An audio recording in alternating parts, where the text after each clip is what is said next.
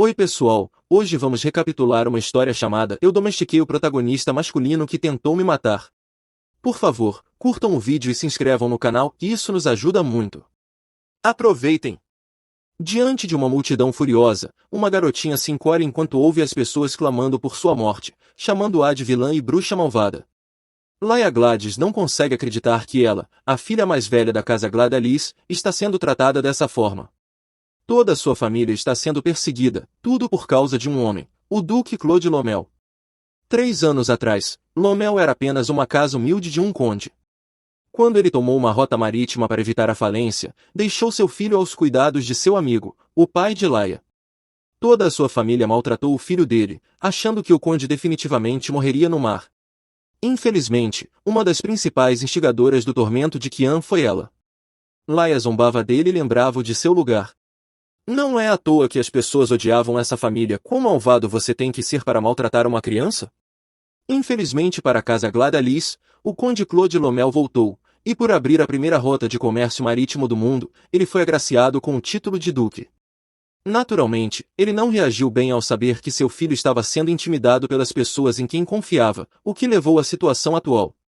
Enquanto toda a sua família aguarda a execução, a multidão continua a murmurar sobre outras maldades da casa Gladys, incluindo a administração de uma casa de lutas ilegal e a venda de escravos. Que desprezível! Laia desesperadamente se volta para sua mãe, mas descobre que sua família também quer colocar toda a culpa, inclusive o abuso de Qian, inteiramente sobre ela. Laia tem literalmente 10 anos, o que há de errado com essas pessoas? Para piorar a situação, é revelado que ela é uma criança ilegítima nascida de uma empregada. Este é provavelmente o pior momento para descobrir algo tão impactante, considerando que eles estão literalmente prestes a perder suas cabeças. Sua família continua a culpá-la por suas desgraças, mesmo quando ela argumenta que estava apenas fazendo aquelas coisas para que a apreciassem. Tudo o que ela quer é ser amada por eles. No entanto, Laia é a primeira a ser punida. Enquanto sua cabeça é forçadamente abaixada para guardar o golpe da espada, tudo o que ela consegue pensar é em como tudo em que acreditava é uma mentira. Sua vida então passa diante de seus olhos, mas, para sua surpresa, as imagens não param apenas em suas memórias, incluem a memória de uma mulher desconhecida em um mundo totalmente diferente. Essa mulher está lendo um livro que parece incluir seu nome. É quando ela percebe que está reencarnando e testemunhando sua vida passada. Mesmo assim, ela acha que é inútil lembrar disso agora que está prestes a perder a vida de qualquer maneira. Pouco antes da espada descer, ela avista Qian com seu pai. Ela se arrepende de tê-lo atormentado apenas para chamar a atenção. Ela se pergunta se não teria morrido se alguém apenas tivesse lhe dito naquela época que suas ações eram erradas. Quando volta a si, fica surpresa ao se ver cara a cara com um Qian muito mais jovem. Parece que ela acabou de dar um tapa no rosto dele. Susan, sua antiga babá, está implorando para que ela pare de atormentar o garoto. Laia se lembra de tudo isso acontecendo antes, até mesmo de como quebrou o coração de sua pobre babá ao chamá-la de uma mera babá insignificante e não fugir com ela. Isso só pode significar que Laia voltou ao passado. Laia rapidamente vai até o espelho, apenas para se chocar ao ver uma versão mais jovem de si mesma. Quando Susan a chama, ela se lembra de que Susan foi expulsa de casa porque foi a única que tentou proteger Qian do abuso. Como Susan ainda está na casa, isso significa que esse momento é pelo menos 3 anos antes de sua morte. Armada com o conhecimento de que leu este romance em sua vida anterior, ela decide usar essa oportunidade para permanecer viva. Ela se vira para Qian, apenas para vê-lo tentando sair da sala discretamente. Ela o impede, querendo se desculpar antes de qualquer coisa. Quando tenta alcançá-lo, ele afasta sua mão com veneno, dizendo para ela não tocá-lo. Laia inclina a cabeça sinceramente, pedindo seu perdão. Naturalmente, Qian está confuso. Isso é compreensível porque, momentos atrás, ela literalmente deu um tapa nele. Ela explica que pensava que suas ações estavam corretas, mas agora entende que estava sendo estúpida. Percebendo que seu rosto está machucado por causa dela, ela segura suas bochechas para verificar. Ela até pede a Susan que pegue uma pomada para ele. De repente, ela vê Beth, uma empregada que era próxima dela no passado. No entanto, Beth era alguém com quem ela se aproximou porque as duas assediavam Qian juntas. Quão horrível é que elas formaram uma amizade por causa de seus atos sinistros. A princípio, ela fica feliz em vê-la, mas então a empregada proclama que ela está agindo como uma idiota por querer dar pomada para um parasita inútil como Qian. Laia se lembra de que Betty costumava usar uma linguagem abusiva com ela, mesmo quando eram próximas. Ela entende agora que Betty sempre soube que ela é uma criança ilegítima. Isso significa que quase todos na casa Gladys sabem desse fato. Todo esse tempo, ela não passava de uma ninguém. No entanto, Laia está determinada a não repetir os erros do passado. Ela precisa começar provando a Qian que está do lado dele. Enfrentando Betty, Laia chama a empregada de insolente por achar que sabe mais do que a filha mais velha da casa Gladys. Ela ameaça dizendo que tem o poder de jogá-la aos cães selvagens se ela não se comportar, provando quão audaciosa ela é. Betty zomba de seu chamado poder, então Laia lembra de que tem joias que pode usar para pagar pessoas para se livrar de uma mera empregada. Ela afirma que, se Betty quer viver mais, é melhor tomar cuidado com o que diz. Facilmente, Betty cai no chão, e Laia lhe diz que deve permanecer nessa posição toda vez que a vir de agora em diante, declarando que essa é sua posição de direito. Uma vez que Betty sai, Laia tenta dar pomada para o rosto de Qian, mas o menino apenas questiona suas intenções, pensando que ela está tramando algo contra ele. Laia jura que vai parar de atormentá-lo de agora em diante. No entanto, Qian, com uma expressão cheia de desprezo, questiona por que ela acha que ele acreditaria nela. Desculpe, protagonista, mas o bullying não pode ser facilmente perdoado. Quando Qian tenta sair novamente, Laia implora para que ele acredite nela. Ela revela que o maltratou para que sua família a amasse, mas agora sabe, assim como Susan disse, que o amor que recebeu por sua atitude em relação a ele não era amor verdadeiro. Ela pede a Qian para aceitar a pomada, mas ele, cheio de ódio, diz que não se importa com o que ela tem a dizer. Mesmo que ela implore de joelhos, ele nunca usará aquela pomada. Ele então bate a porta ao sair do quarto, deixando Laia desolada para trás. Mais tarde, a governanta proclama que Laia está ficando gorda, então eles não receberão comida naquele dia. Laia se lembra de como costumava ser punida dessa maneira no passado, e como Betty é basicamente a mão direita de sua mãe, a empregada provavelmente já contou que Laia ficou do lado de Qian mais cedo. Como essas pessoas não sentem nojo de si mesmas ao negar comida a uma criança? Negar comida a crianças como punição é pura maldade. Laia até se lembra de como sua mãe guardava rancor de tudo o que dava a ela. Ela só dava joias caras e vestidos para sua irmã Elaine. Laia não consegue acreditar que foi tão estúpida quando sua mãe era tão óbvia em seu favoritismo. Tudo o que ela pode fazer agora é conquistar a confiança de Qian, mas primeiro, ela precisa sobreviver nesta casa. Uma radiante Suzy então entra em seu quarto carregando um pouco de comida. O chefe de cozinha lhes deu o jantar. Susan sabe que Laia está faminta. Laia fica tocada com o cuidado de Susan, especialmente porque a mulher também não comeu nada o dia todo. Laia parte o pão em dois para que possam compartilhar. Vendo a ação de sua senhora, a babá fica quase às lágrimas, afirmando que a criança tem realmente uma natureza bondosa. Quando Susan menciona que houve uma ordem para que Qian também fosse privado de comida, Laia fica horrorizada. Acontece que Qian está sendo punido porque Laia não o atormentou mais cedo. Mesmo que ela não o tenha intimidado naquele momento, ela ainda conseguiu abusar dele no passado. Laia só pode ranger os dentes de raiva por causa da situação deles. Ela então decide levar a comida para ele, querendo compartilhar com ele. Susan fica incrivelmente feliz ao ver a pequena senhora sendo gentil com Qian. Laia até se lembra de levar a pomada para o rosto de Qian. Mesmo que as duas precisem se esgueirar para não serem pegas, elas persistem em chegar ao quarto de Qian no porão. Laia bate na porta, deixando claro que ela é quem veio visitá-lo, mas a única resposta que recebe é ele mandando-a ir embora. Mais cedo, Qian está na cama tendo um pesadelo. Ele vê Marques Albus dizendo-lhe que seu pai está morto e que ele deve trabalhar nos estábulos porque não é mais um lorde. Ele tenta ignorar as palavras do homem, pois sabe que ele está errado. Seu pai está vivo, e ele virá buscá-lo. De repente, seu pesadelo se transforma em um sonho, uma lembrança de seu pai lhe entregando um pedaço de papel de carta encantado que lhes permitia se comunicar.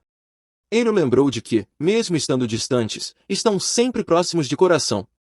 Quando seu pai se vira para partir, ele implora para que não vá. Este pobre menino!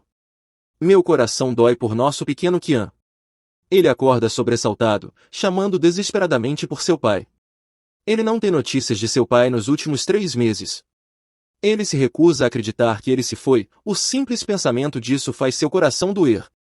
O pobre Qian tenta se convencer de que seu pai está seguro, mesmo com lágrimas escorrendo por seu rosto. De repente, ele se lembra do que Lai havia dito mais cedo. Ela afirmou que pararia de atormentá-lo. Ele considera o que ela disse como um absurdo, mas também está ciente da maneira como as pessoas na casa Gladys a estão tratando. Uma vez, Qian ouviu Laia chorando e dizendo à sua mãe como os criados eram rudes com ela, chegando a deixar alfinetes presos em seu vestido. Qian sabia que foi a própria governanta quem deu ordens à criada para atormentar Laia. A governanta então manipulou a pequena Laia para descontar sua raiva em outra pessoa, especificamente em Qian. Ela até disse absurdos, afirmando que Laia se tornaria adulta se expressasse sua raiva da maneira certa. Laia, querendo fazer sua mãe feliz, prometeu fazer o que ela disse. Meu Deus, essas pessoas como podem ser tão cruéis com crianças assim? Não há lógica alguma para suas ações horríveis. Qian considera Laia uma mera marionete que anseia por elogios, mas a Laia que ele enfrentou mais cedo era totalmente diferente. No entanto, ele sabe que ela não mudou nada, pois foi ela quem ordenou que ele não fosse alimentado hoje. Ela está mais uma vez mostrando suas verdadeiras cores. Mas então Laia bate à sua porta. Não confiando nela nem um pouco, ele manda que ela vá embora. Ela alega que trouxe comida para ele, mas isso só o irrita ainda mais. Ele abre a porta com um estrondo e grita com ela por ser a causa de sua fome. Laia explica freneticamente que foi um mal-entendido e que essa é a maneira de sua mãe punir ambos. Qian fica completamente confuso e não reage instantaneamente quando Laia e Susan oferecem-lhe a bandeja, mas ele é forçado a deixá-las entrar rapidamente quando ouvem algumas pessoas se aproximando. Quando Laia hesita, ele agarra sua mão e a puxa para dentro do quarto. Suas ações fazem com que os dois fiquem incrivelmente próximos um do outro. Os dois se encaram por um momento antes de se virarem rapidamente, desconfortáveis com a posição. Laia então olha ao redor do quarto de Qian e não consegue acreditar que deixaram um menino de 10 anos viver em um lugar assim. Ela mais uma vez se dá conta de quão terrivelmente cruel sua família é. Você e eu, Laia, abusar de crianças está entre os crimes mais hediondos que existem. Mas ela sabe que a casa Gladys pagará por isso, e ela junto. Infelizmente, Laia está devastada com a probabilidade de que ela também sofrerá as consequências. Enquanto tenta pensar em uma maneira de ajudar Qian, apesar de seu poder limitado, ela avista um pergaminho chamado Papel de Sing. Mas Qian rapidamente bloqueia sua visão, dizendo com raiva para ela não tocá-lo. Laia imediatamente se retrai diante da raiva do menino. No entanto, ela sabe pelo romance que o papel é um presente de Claude Mondizel. Ela deixa escapar que sabe o que o papel pode fazer, o que só torna Qian mais desconfiado dela. Percebendo seu erro, ela mente que viu o papel em um catálogo uma vez. Felizmente, o menino acredita nela. Ele então reclama que não recebeu uma única resposta nos últimos meses.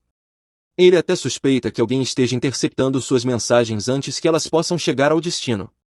No entanto, ela explica que a razão para isso é que a poção mágica usada no papel perde seu efeito quando é armazenada em um lugar úmido, como o quarto no porão onde Qian está vivendo atualmente.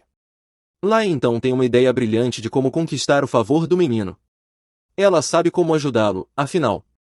Seu quarto recebe luz solar, o que pode facilmente secar o papel para que possam reaplicar a poção mágica, uma poção que seu pai guarda em seu escritório.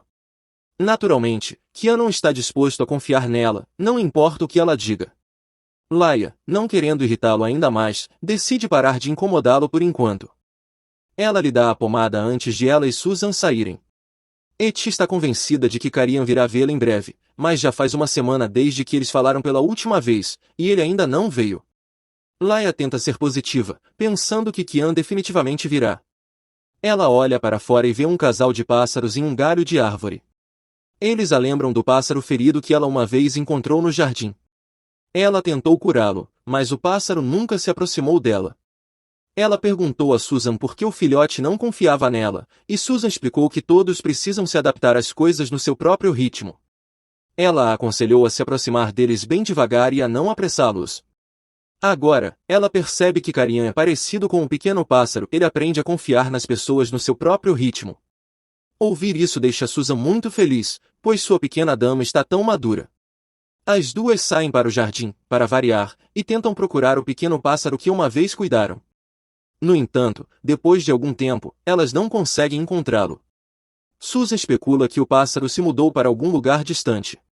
Laia só espera que ele não se machuque novamente. Susan a chama de misteriosa por agir tão madura às vezes. Laia sabe que não pode contar às pessoas que voltou ao passado e tem memórias de sua vida anterior, afinal, ela pretende viver uma vida pacífica. Sorrindo brilhantemente, ela afirma que se tornou maduro o suficiente para tirar um pouco do peso dos ombros de Susan. Susan fica tão comovida que começa a fungar. No entanto, o momento é interrompido quando elas ouvem uma confusão. Laia vai rapidamente investigar. Ela chega ao local e vê dois meninos afirmando que Kian se feriu deliberadamente para poder culpá-los por isso. Bill, o menino ferido, lomba da afirmação e começa a gritar que Kian está contando uma grande mentira. Laia rende os dentes de raiva, pois sabe que Bill e Ron sempre se machucam e culpam Kian por isso. Um deles está até usando um dispositivo de gravação mágica para humilhar Kian, enquanto desafiam a beber a chamada água da reconciliação para que eles não contenham mares. A água é na verdade apenas a água usada para limpar os esfregões. Essas pessoas são demais, espero que o karma funcione mais rápido para que recebam o que merecem. Laia sai de seu esconderijo e os confronta de frente. Os dois não a levam a sério, mandando-a embora. Um deles até deixa escapar que a chamaram de filha ilegítima o tempo todo. Sem se deixar intimidar, Laia afirma que acredita nas palavras de Kian, e já que seu pai o acolheu, isso significa que seu pai confia no Conde Lambel. Ela insinua de forma ameaçadora que os dois criados estão insinuando que seu pai é um idiota, mas os dois continuam a discutir com ela, até mesmo apontando que o ancinho que Kian está segurando tem um pedaço de tecido preso a ele, da suposta vez em que ele atingiu Bill. Kian se defende, revelando que foram eles que o forçaram a pegar o ancinho. Vendo que não há como argumentar com essas pessoas, Laia pega um balde de água e corajosamente o bebe. As pessoas ao redor dela ficam paralisadas após testemunharem seu ato ousado. Ela acabou de beber um balde inteiro de água suja. Essa garotinha tem coragem, isso eu admito. Laia rapidamente arranca o dispositivo de gravação do pescoço de Bill e especula que os dois o roubaram de seu pai. Os valentões imediatamente procuram uma explicação, tentando desviar a culpa para um mal-entendido. Com um olhar bastante maligno, ela provoca os dois com a ideia de ir até seu pai para esclarecer tudo. Ela até ameaça mostrar aos outros as gravações deles assediando o filho do Conde Lomel e fazendo com que ela, a filha mais velha da casa Gladalis, beba água de esgoto. Sabendo que os mares não vão levar isso na boa quando a reputação da família está em jogo, os dois criados se ajoelham para pedir desculpas a ela e a Carian. Laia sabe exatamente como se vingar por suas ações. Com um sorriso aparentemente feliz no rosto, ela lhes diz para beberem um balde de água de esgoto, com a ameaça de denunciá-los a seu pai. Os dois não têm escolha a não ser obedecer, para não sofrerem ainda mais consequências. Que nojo, tomem isso, valentões, espero que tenham aprendido a lição. Quando terminam, ela deixa claro que se algum dos criados assediar Carian novamente, ela não os deixará se safar. Os dois saem correndo com medo quando ela os dispensa. Com eles indo embora, Susan começa a repreendê-la por beber água que pode deixá-la doente. Então, Anne rapidamente a arrasta para fazer com que ela tome um remédio, mesmo enquanto ela luta, querendo falar com Carian primeiro. Mas o menino já se afastou dele sem lhe dar a chance de falar com ele.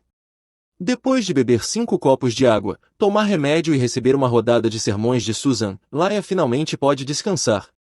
Ela está feliz por ter alguém que cuida dela.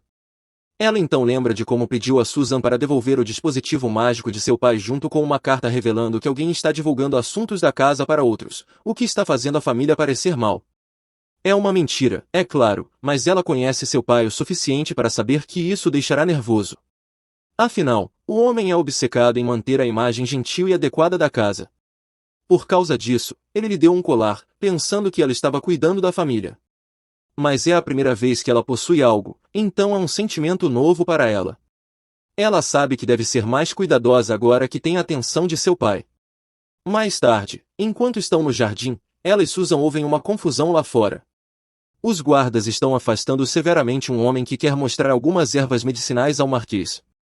Ele é até mesmo empurrado com força, fazendo cair ao chão junto com as ervas que está carregando. Coitado do homem, não era necessário ser tão duro. O homem então revela que é da Gruan Trading Company, mas os guardas não acreditam nele.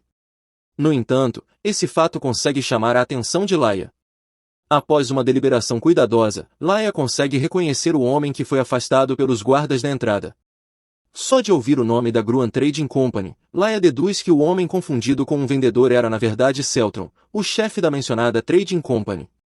De acordo com o romance de sua vida anterior, Celtron é muito habilidoso em cultivar plantas, sendo referido como tendo um polegar verde devido à sua habilidade.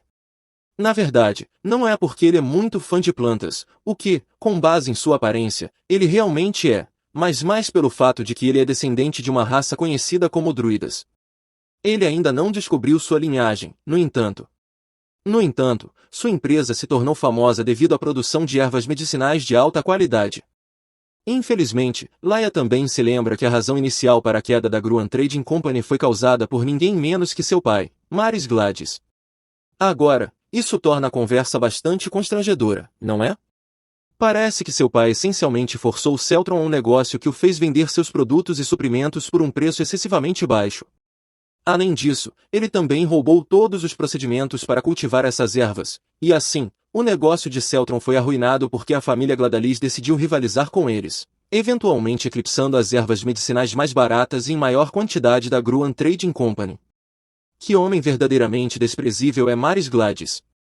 Depois de um tempo, Susan interrompe os pensamentos de Laia ao mencionar como Celtron está tentando ganhar dinheiro para sua irmãzinha doente. Laia deixa escapar sem querer que, no futuro, a empresa de Celtron se tornará bem-sucedida novamente. Mas, após esse deslize, ela pensa em como finalmente tem uma maneira de garantir seu futuro quando a inevitável queda de sua família acontecer, e assim ela corre para fora dos portões para falar com Celtron, que está genuinamente impressionado com a educação da criança ao saudá-lo e com seu convite para discutir o catálogo de ervas medicinais dentro da propriedade. Ela então dá trabalho aos guardas da família ao tentar impedir sua entrada na mansão.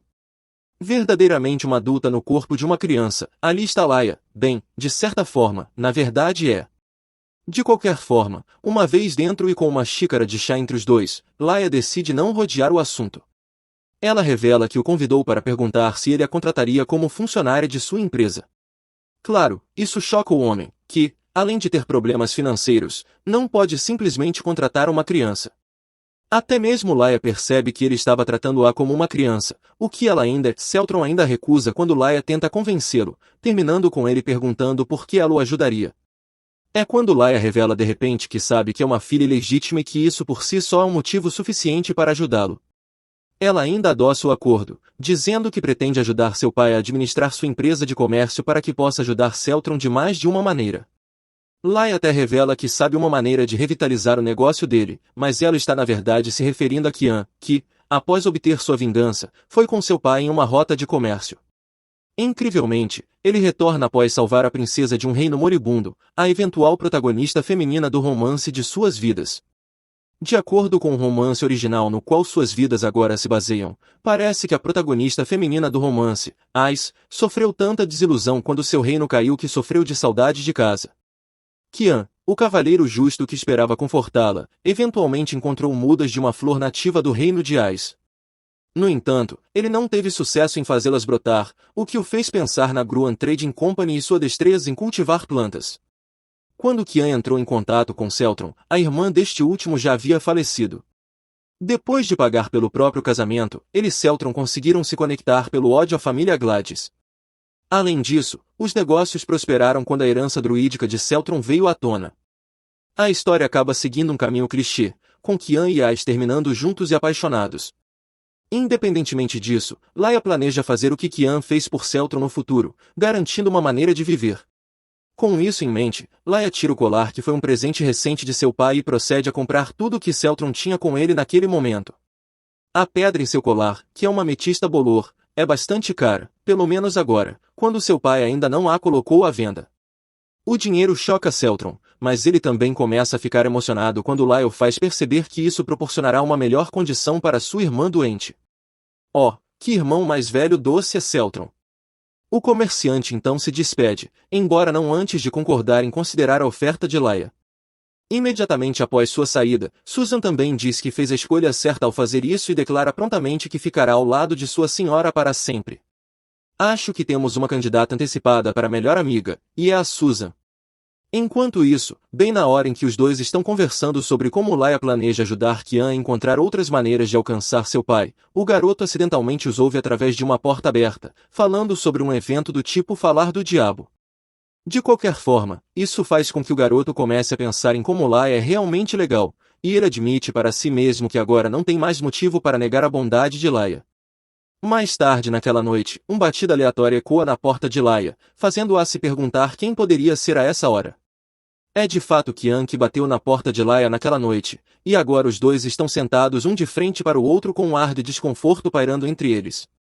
Pelo menos, apesar do silêncio, Laia ainda está feliz em vê-lo, e a razão para isso é que, finalmente, Qian decide vê-la. O garoto estende a mão e coloca uma folha de papel de lado para começar, mas parece que Laia esperava por isso, e ela sorri ao dizer que deve ser Qian tentando testá-la. Ele faz uma cara emburrada e murmura sobre como não importaria se ela soubesse que era um teste, o que faz Laia rir e pensar que, apesar de ele ser o protagonista masculino da história, ainda é uma criança. Laia, de qualquer forma, parece ter um talento para adivinhar o que Qian está pensando ou até mesmo apenas a maneira como ele expressa suas emoções facilmente. Ela reflete que pode praticamente ler seus pensamentos, mas, pensando bem, mesmo reconhecendo que o rosto de Qian facilita a leitura, ela começa a pensar em muitas situações em que ela essencialmente descobriu o que os adultos estavam pensando. As coincidências foram mais recentemente quando ela falou com Celtron, depois com Beth, e até mesmo aqueles servos que atacaram Qian anteriormente. Laia começa a achar que algo está realmente estranho. Além disso, coincidencialmente, o livro até a descreve como perspicaz. Será que ela pode realmente ler mentes? Isso seria tão legal e uma habilidade incrivelmente útil.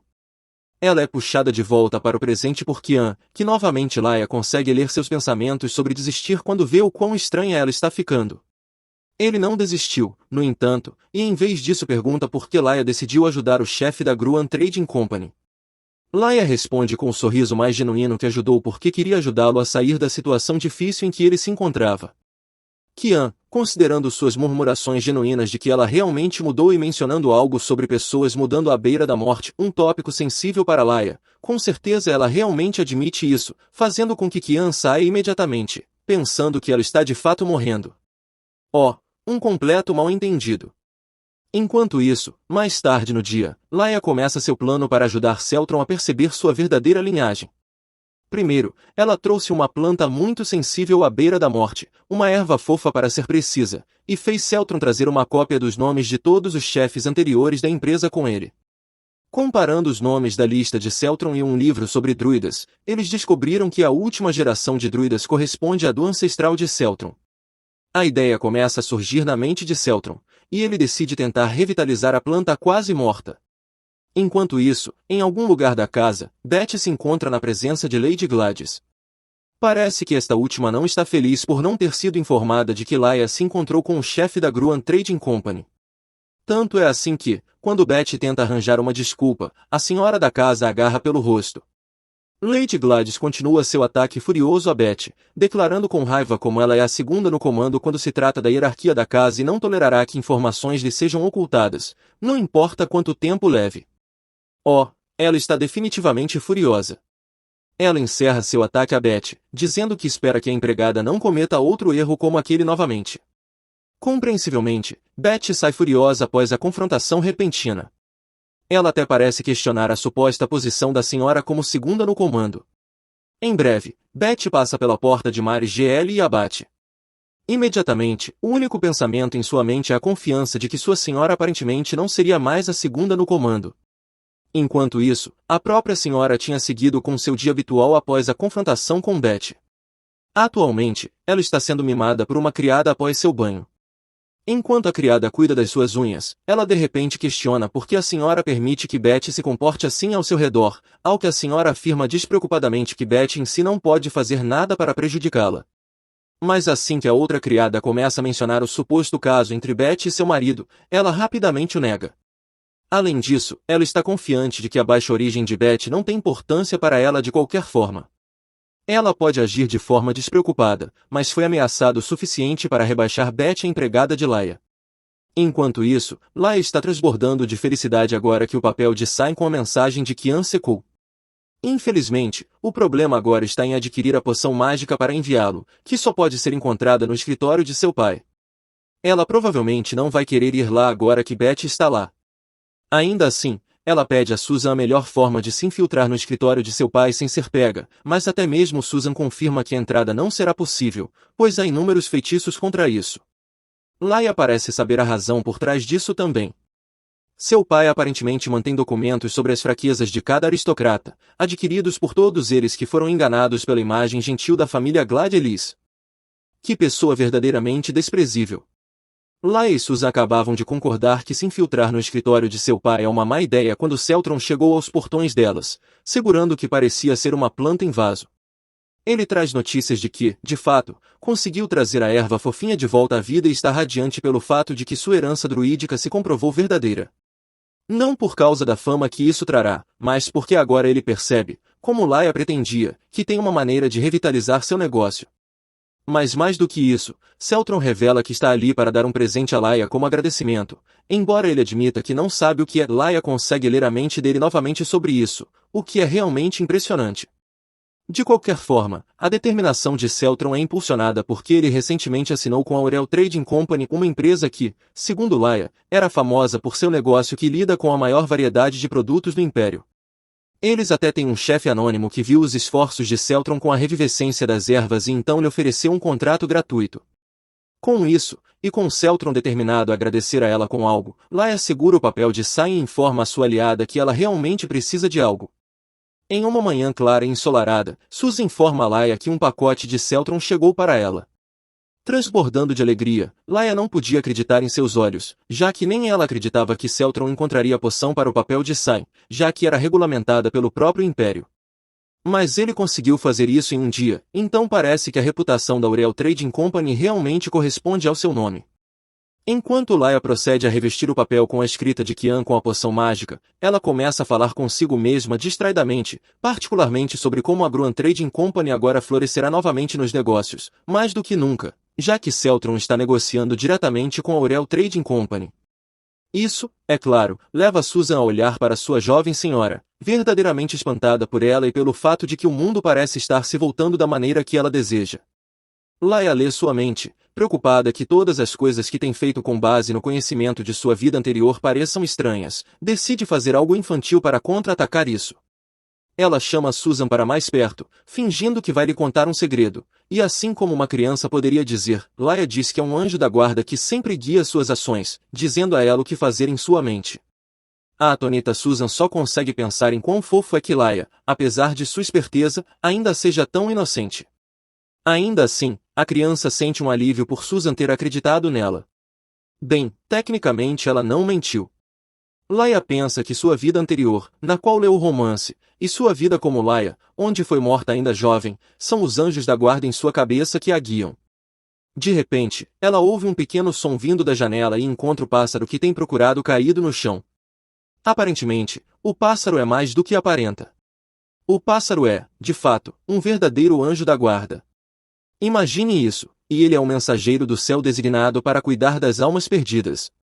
Ele até ganhou o apelido de Alma Proibida. O pássaro tinha grandes esperanças para ela, mostrando sinais de potencial para o bem, mas eventualmente a deixou quando ela começou a intimidar Carian sem motivo. Agora que ela está sendo boa novamente, o pássaro a observa de vez em quando. Infelizmente, o timing não poderia ser mais inoportuno.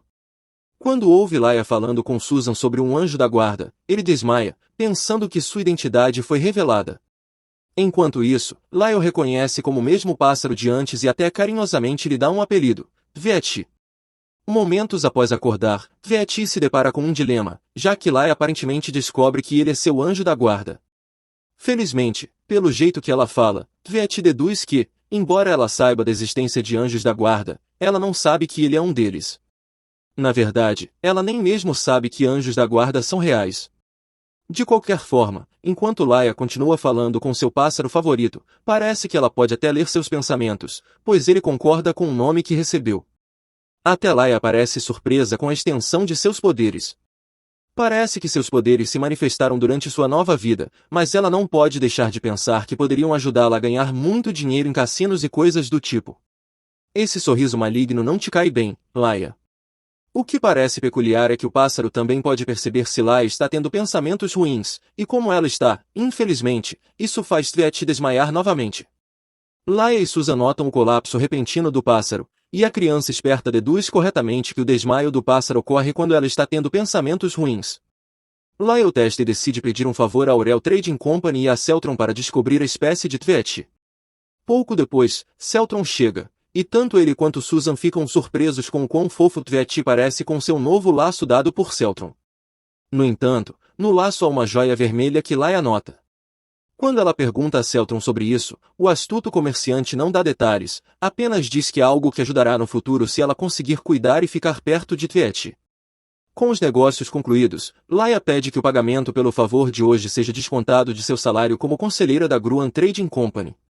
Ela tem direito a 10% da receita total gerada por suas ideias, mas, admitidamente, isso é como usar uma espada de dois gumes. Lucros baixos com suas ideias significam que ela fica sem dinheiro. No entanto, ela e Celtron se despedem em ótimos termos, com ela acompanhando seu convidado até a saída. Infelizmente, ela não pode levar Tvetti com ela, já que não é permitido ter animais de estimação, então ela o deixa em seu quarto e lhe diz para ficar quieto. Para seu crédito, ele fica, até perceber Betty se esgueirando para o quarto de Lyle. Ele não pode fazer nada além de observar enquanto a empregada vasculha suas coisas. Ela consegue encontrar a poção mágica e os papéis de Saibó, rapaz, uma receita para problemas. Naturalmente, no momento em que Lyle volta para a mansão, sua mãe, com Betty ao seu lado, a chama imediatamente para seu quarto. Uma confusão completa se segue enquanto Lyle é confrontada por sua mãe, enquanto Susan é contida pelas outras empregadas. Enquanto isso, Lyle é imobilizada até ficar de joelhos. A pobre garota tenta perguntar o que está acontecendo, mas quando Betty tira a poção mágica e a entrega à sua mãe, ela imediatamente descobre tudo por si mesma. A mente de Lyle começa a buscar freneticamente o momento em que ela cometeu um erro, pois se lembra claramente de ter escondido a poção corretamente antes de sair com Celtron. Sua mãe pergunta de onde ela obteve uma poção tão cara e, se na defesa dela, não a roubou do escritório de seu pai. De qualquer forma, ela está em uma armadilha. Não pode simplesmente dizer que está em conluio com o chefe da Gruan Trading Company, mas também não consegue dar uma explicação adequada sem colocar a última gota. Betty então procede a chamar o Marquês Gladalis, que, claro, estava temeroso de que, ao se esgueirar em seu escritório, Lyle tivesse visto os documentos sobre os aristocratas. Então, quando ele chega, admite que dá um soco no rosto de Lyle e a desonra ao anunciar essencialmente sua baixa condição social. Além disso, ele manda bater em Susan, e Lyle deve ser privada de água até que confesse. Essas pessoas podem parar de ser desprezíveis por apenas um momento? A maldade deles é tão difícil de suportar. Quando o Marquês descobre que Lyle não estava realmente em seu escritório, ele se torna ainda mais curioso sobre como Lyle conseguiu a poção. Enquanto isso, Lyle está desesperada, pensando em como Susan está sendo punida por causa dela. Ela está atormentada pelo fato de que seu pai não hesita em anunciar sua ilegitimidade. A tristeza era sua única companhia até Kian aparecer na janela. Kian a visita pela primeira vez através da janela. Lyle pensa que é porque ele quer o papel para cartas, mas quando a entrega, Kian tira um pedaço de pão. Kian não sabe por que estão trocando presentes, mas ouviu que ela estava sendo punida, então achou que ela estaria com fome e trouxe comida. Que atencioso da parte dele. Suas bochechas ficam vermelhas, percebendo que Kian está sendo gentil com ela pela primeira vez. Em retorno à sua gentileza, ela entrega o papel para cartas, mas ele não fica tão feliz quanto ela pensou que ficaria. Kian então fala sobre sua punição por ter roubado a poção mágica para o papel e pede desculpas por isso. Os olhos de Lyle se arregalam de incredulidade ao ver que Kian pediu desculpas a ela, mesmo depois de ela ter a intimidado o tempo todo. No entanto, Lyle percebe que estava sendo arrogante. Confiar nela é a única opção que Kian tem, e se ele quisesse seu papel de volta, não teria escolha a não ser se abrir para ela. Simplificando, ela estava usando seu desespero a seu favor, então não tem o direito de pegar o pão. Ela se desculpa por isso, mas Kian resolve simplesmente jogá-lo fora se ela não quiser comê-lo. Com um olhar gentil e olhos calorosos, ele lhe diz para não se preocupar demais e apenas comer o pão para não passar fome. A bondade desse menino é tão perfeita quanto ele parece. Lyle não consegue dizer uma palavra por um momento, mas então Tvetti lhe diz para aceitá-lo. Ela promete fortemente fazer ele feliz. Kian apenas ri, pensando que ela está se deixando levar pelas emoções, mas ele não está totalmente errado, porque mais tarde, quando ele vai enfrentar uma grande luta com a princesa que se tornará sua esposa, Lyle o ajudará a descobrir como resolver essa luta. Pouco depois, Lyle conta a verdade sobre sua punição, mas ainda não há como provar sua inocência. Kian então coloca a mão sobre a dela e a assegura de que tudo ficará bem. Laia lembra-se de que no romance descrevia Kian como um menino muito empático. Agora, ele está passando por um momento difícil na casa Gladaliz, mas mais tarde se tornará um homem gentil e amável depois de encontrar a protagonista feminina. Ele é caloroso com sua senhora, mas impiedoso com seus inimigos. De repente, Kian nota o ornamento no pescoço de Tveati. Laia se assusta quando ele aperta a mão dele, dizendo que ela lhe deve um favor por isso. Eles realmente se aproximaram muito, que fofo. Ele então se inclina e sussurra em seu ouvido. Laia concorda, dizendo que isso pode funcionar. Laia promete que o reembolsará por toda a sua vida. Ela então aponta para Tveati, dizendo que é um verdadeiro amuleto da sorte. Kian sorri genuinamente para ela, vendo-a tão animada. 3 dias depois, o pai de Laia enviou-lhe um copo de água para umedecer sua garganta. Ele sabia que tudo em seu escritório estava no lugar, ainda assim a fez passar fome por 3 dias por causa de seu orgulho. Mas graças à comida que Kian trouxe secretamente, ela escapou da morte por fome. Em outras palavras, seu pai está apenas fingindo ser generoso ao lhe dar um copo de água. Ela então intencionalmente bate no copo enquanto ele oscila antes de se estilhaçar no chão. Sua criada grita com ela, e com uma expressão de nojo no rosto, apressa Laia para tomar um banho antes de encontrar seu pai.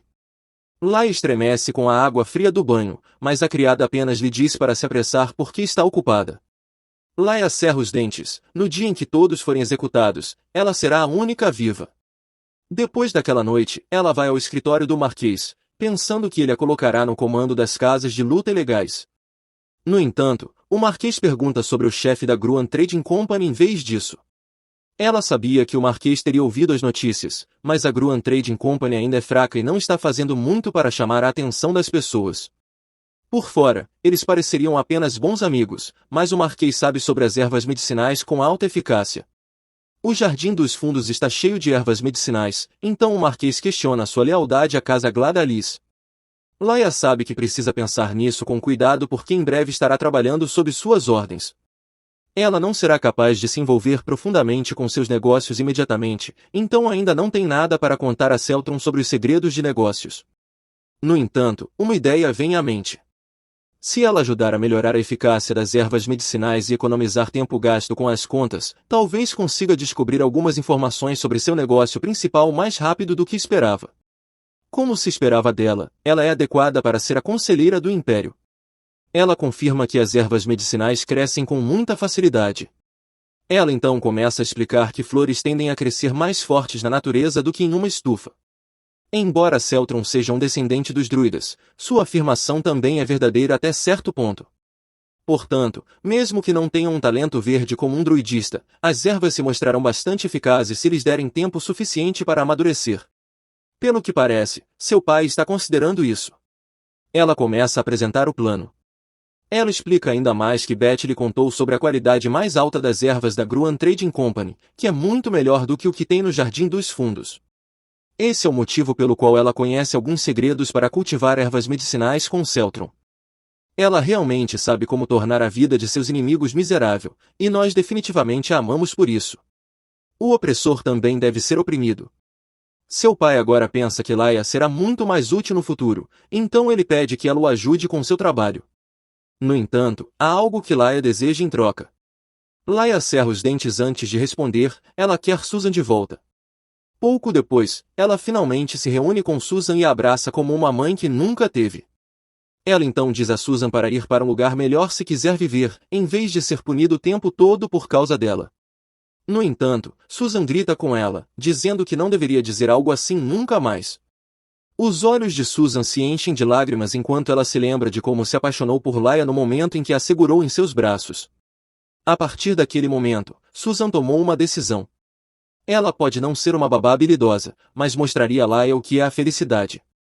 Laia não sabia como Susan havia se apaixonado tão profundamente por ela, mas de agora em diante, promete não falar assim novamente com a intenção de viver feliz, porque Susan é a única felicidade em sua vida. No dia seguinte, seu pai a elogia por quão talentosa ela é. Se isso fosse em sua vida passada, ela teria sido enganada mais uma vez por seu toque, mas desta vez não. Ela sabe melhor quem realmente a ama e confia nela. Pouco depois, o Marquês prepara um banquete no quarto de Laia. Ela não consegue acreditar em como sua atitude mudou abruptamente. De repente, Qian aparece pela janela novamente e pergunta por que há tanta comida. Bem, é uma prova de que o plano deles está indo bem e que eles terão mais comida assim no futuro. Sabendo que ainda são jovens, Laia está determinada a usar os adultos como um trampolim para seu crescimento. Mas para fazer isso, ela precisa ganhar a confiança de seu pai primeiro. De repente, ela se lembra de ter visto um livro de contas falsificado antes de viajar no tempo. Nesse momento, quando começa a trabalhar no escritório, ela descobre que a pessoa responsável pelas contas estava manipulando os livros contábeis para encher os próprios bolsos. Em sua vida passada, seu pai foi quem descobriu isso, mas em sua vida atual, ela receberá todo o crédito por isso. Seu pai quebra a mesa com a mão nua, ele pagou uma fortuna para contratar aquela pessoa, e ainda assim foi enganado o tempo todo. Laia sorri, pensando que terão outro banquete. No entanto, isso não é o que ela deseja. Seu plano real começa agora. Mais tarde naquele dia, o gerente de primeiro nível do Marquês se opõe à decisão do Marquês de designar Laia como gerente de segundo nível. O Marquês não responsabilizará sua esposa desta vez pelos erros não detectados. Laia merece isso, afinal, foi uma grande perda para as contas da família. Naquela manhã, Susan acaba informando Laia sobre Elaine, que começou a estudar matemática, embora não tenha nenhum talento para a matéria. No entanto, Laia sabe que não deve subestimar Elaine, ainda se lembrando do incidente que causou em sua vida passada. De repente, Qian visita seu quarto novamente, perguntando como tem sido tranquilo nos últimos dias. Laia fica enfurecida porque ele não tem ideia de como ela está cansada. Desde que foi nomeada gerente de segundo nível, ela se tornou tão ocupada. Ela precisa trabalhar com seu pai todos os dias e roubar informações para Celtron, enquanto mantém um olho atento para sua chance de se vingar. Mas em troca de trabalhar tanto, ela conseguiu a permissão para manter o Tveati, o que não é um prêmio ruim. Além disso, há uma nova erva medicinal que seu pai está planejando cultivar e que ele contou a Celtron. Latia ri como uma madrasta má enquanto segura a carta de Celtron. Ela sorri, indicando que Celtron concorda com o plano deles. As crianças são tão assustadoras. Então, chega a notícia de que o Marquês fará um jantar no dia seguinte com o chefe da Gruan Trading Company. Latia fecha o punho. Finalmente, é hora de executar sua vingança. No dia seguinte, Laia chega ao salão de jantar com Tveati. Seu pai a elogia pela aparência. Como ele pode elogiá-la assim quando não tem gosto e volta sua atenção para Celtron? Laia percebe que ele está desesperado para ganhar seu favor. Ele está tentando impedir que Celtron encontre evidências de que ele desviou as ervas medicinais, mas acabará sendo pego no final, então Laia só precisa sentar e aproveitar o resto do show. No entanto, sua irmã enteada elogia de forma indireta, dizendo que tudo o que Latia usa, desde os vestidos até as joias e sapatos, já era dela desde o início e que o estilo antiquado combina melhor com ela. Eu não seria presa se desse uma pancada na cabeça dessa garota, certo? Porque ela parece estar perdendo a cabeça. Se Laia fosse a mesma em sua vida passada, sua baixa autoestima a teria deixado tão deprimida, mas não mais. Em vez disso, ela sorri e ostenta orgulhosamente sua tez clara, que até ouro, prata ou platina combinam. Ao contrário de sua irmã, Elaine está tão surpresa que não consegue dizer uma palavra, e a atmosfera no salão de jantar está tão tensa. O Marquês quebra a tensão gélida e pergunta a Laia sobre a erva medicinal que ela está segurando. Timing perfeito para um crime perfeito. Laia explica que está trabalhando duro para encontrar maneiras de fazer com que as ervas medicinais cresçam bem, então ela dará a planta como presente a Beth. Beth estremece ao ouvir seu nome. Latia inocentemente incrimina a Beth, dizendo que Beth não tinha pomada feita da erva fofa, pois era muito rara, então ela não tinha nada para alguém como Carian. Seu pai observa a reação de Celtron enquanto Susan entrega a erva a Beth. Ela não deve subestimar o que uma criança pode fazer, mas ainda mais para o show. Laia menciona que Beth deveria ter lhe dito que estava sem dinheiro em vez de pegar acessórios do seu quarto de vez em quando. Então, para evitar que isso aconteça novamente, Laia deu a erva medicinal a ela para conseguir o dinheiro de que precisa. Beth está completamente congelada neste ponto, ela não é a única que pode apunhalar alguém pelas costas com um sorriso no rosto. Latia se recusa a ser a vítima por mais tempo, mas Beth ainda insiste que é inocente e que a imaginação de Laia frequentemente sai do controle, já que ela não tem amigos. Laia então usa isso contra ela. Como pode uma serva insinuar que a filha mais velha da casa Gladalis tem um complexo de vítima na frente de um convidado? Betty já está em uma situação difícil, mas seus pais de alguma forma ficam do lado da serva para evitar qualquer circunstância que possa arruinar a reputação da família. Então Laia não tem escolha a não ser usar seu trunfo que é Tviete. Ela pressionou o ornamento e, em um piscar de olhos, começou a falar. Todos estão em choque, exatamente como Lati esperava, mas ainda é cedo para isso. Ela então explica que o ornamento é uma ferramenta mágica que permite alguém falar com todos os tipos de animais. Tviete testemunha que Betty realmente entrou no quarto de Lati, assim que viu a poção mágica, exclamou que ela pertencia ao Marquês. Isso é estranho, porque como ela poderia afirmar com tanta confiança que a poção pertencia ao Marquês, como se tivesse estado em seu escritório antes? A erva medicinal que Betty está segurando se estilhaça no chão. O Marquês estremece de raiva com a suspeita de que seu marido está tendo um caso com uma serva. Ele não permite que ela se aproxime de seu escritório, mas uma serva entra e sai livremente. Betty treme de raiva e medo enquanto aponta que Tviete está apenas inventando coisas. Tviete então corre em direção a ela e a cutuca continuamente com o bico e as patas. Latia solta uma risada despretensiosa porque não imaginava que seria mais caótico do que pensava. O Marquês bate a mão na mesa com força suficiente para silenciar a sala. Ele ordena que arranquem o maldito colar do pássaro e, melhor ainda, que o quebrem. No entanto, pedaços de papel acertam seu rosto de diferentes direções, o que o deixa ainda mais agitado do que antes. Bem, é melhor ele agradecer que são apenas papéis e não a mão de sua esposa.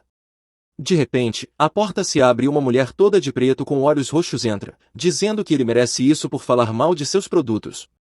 Acontece que ela é a chefe da Y Aggregate Trading Company. Ela é uma beleza. Celtron se levanta de seu assento, surpreso com a aparição da Lady C na festa de jantar. Latia está um pouco confusa. O romance disse que ela raramente revela sua identidade porque é uma maga e a mestre da Torre Mágica. O plano de Latia era simples, ela ia denunciar o roubo de Betty na frente de um estranho, esperando que os rumores se espalhassem, causando danos à reputação da casa Gladalis. Se tivesse sorte, os rumores poderiam se espalhar sobre sua ilegitimidade, o que poderia permitir que ela escapasse. Mas para realizar esse plano, ela precisava de provas claras, e foi isso que Kian secretamente lhe contou sobre o colar de Tviete, um intérprete de linguagem animal. Então, ela preparou a garantia do colar para provar que o testemunho de Tviete era verdadeiro. No entanto, a chefe da Y Aggregate Trading Company aparece, trazendo milhares de garantias com ela. Celtron age tristemente ao ver como seus produtos estão sendo tratados tão mal. Como chefe da empresa, ela precisa inspecionar cada produto pessoalmente. Aqueles olhos são tão hipnotizantes, e ela é realmente muito bonita. Ela sorri maliciosamente e aponta que o Marquês não sabia sobre o CR como um de seus produtos principais porque está mais interessado em copiar itens de pequenas e impotentes empresas de comércio. Ela lançou a bomba. Todos estão tão calmos agora que ele já viu garantias suficientes. Celtron está confiante de que ele admitirá que Tviete está dizendo a verdade. O Marquês corre para sua esposa, tentando encobrir o óbvio, mas Celtron intervém, sugerindo que talvez Betty tenha visto isso enquanto fazia uma tarefa. O Marquês rapidamente tenta cobrir seus rastros, mas Celtron sugere verificar o quarto de Betty imediatamente para ver se ela realmente roubou do quarto de Laia ou não. O Marquês não acha isso necessário, mas Celtron concorda com ele para reconhecer seus produtos. No quarto de Betty, eles encontram todas as joias que Latia possui e até mesmo os links de o provam que são as mesmas que ela deu para sua irmã mais velha. O Marquês se volta para Celtron, esperando que ele tome uma atitude. Ele não pode tolerar o comportamento de uma serva na frente do convidado, então ordena que os empregados deem uma surra em Betty e a expulsam. Betty exclama em resistência, ainda agarrada às palavras dele de que ela é a única que ele ama. Ela estava prestes a dizer algo como ser a segunda em comando da casa Gladalis, mas Susan tapa sua boca. Essa pobre garota trata as palavras dele como se fossem diamantes, mas na verdade são falsas. Antes que os outros empregados a arrastem para fora, Latia pisca e sussurra que ela deveria ter feito alianças com as pessoas certas. O Marquês corre atrás de sua esposa, então Latia os convida para seu quarto. Celtron sabe que Latia descobriu o segredo da família Celtron quando ele ainda não sabia, então pergunta se Latia conhece seu segredo também. Latia percebe que dizer a ela que conhece muito bem sua identidade não ajudará no momento, então responde como uma criança faria. Ela joga bem sua carta ingenuamente, e Celtron começa a se convencer também. Porque se Latia conhece sua verdadeira identidade, ela preferiria sentir hostilidade em vez de curiosidade. No caso de Celtron, ela descobriu seu segredo comparando o livro da Biblioteca Nacional com os documentos da árvore genealógica da família. Celtron a encara, perguntando se foi apenas uma coincidência, ao que Latia confirma, já que ler é seu hobby.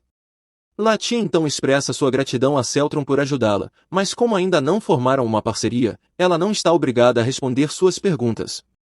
E por parceria, ela se refere apenas entre a Elite Trading Company e ela mesma, não a Casa Gladalis. Como ela assinou o contrato em nome de Tiana Amethyst na empresa de Celtron, não será difícil formar uma parceria na empresa de Celtron também. Durante a festa de jantar, Latia percebe que Celtron quer descobrir a conduta atroz da Gladalis Trading Company, então será melhor contratá-la para obter algumas informações e provas dentro da casa deles. Ela jura que essa garota poderia derrubar todo o império nesse estado sem hesitação. Celtron concorda com sua proposta, dizendo que trará um contrato de parceria em breve sobre seu voucher gratuito que vem junto com o contrato. Latia quer saber a identidade de Tvetti. Oh não, Tvetti está muito chocado para falar. Pobre pássaro, todos os seus esforços serão em vão. Mas para Latia, pode haver uma razão pela qual ela pode se comunicar com Tvetti em sua cabeça. Não é como se ela tivesse poderes telepáticos ou algo assim. De repente, Kian entra pela janela, mas Celtron o reconhece rapidamente. Kian hesita no início, mas consegue se lembrar de Celtron, o que a deixa realmente feliz.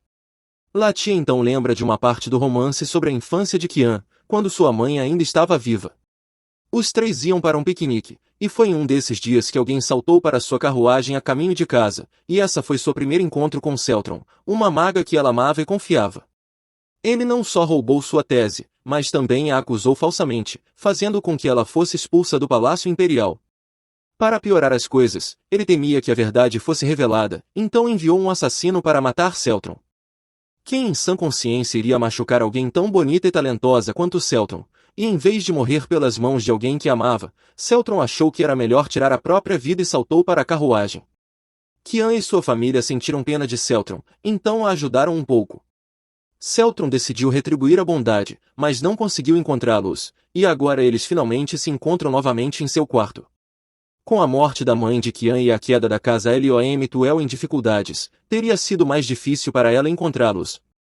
Celtron segura a mão dele, agradecendo a bondade de sua família, que a ajudou a subir ao posto de mestre da Torre Mágica.